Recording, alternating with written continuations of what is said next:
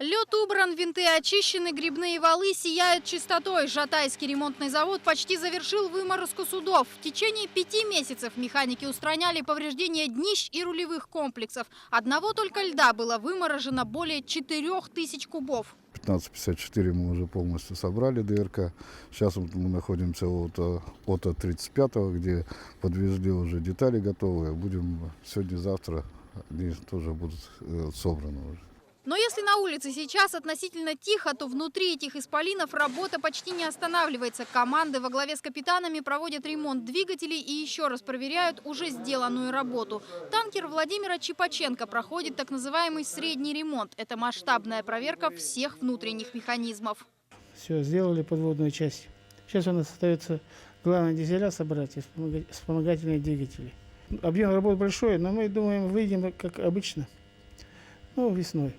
Только в Жатае на ремонт пришли 138 судов, из которых 46 уже полностью технически готовы. Все работы проходят строго по графику. Всего в прошлогодней навигации ЛОРП задействовал более 300 единиц флота.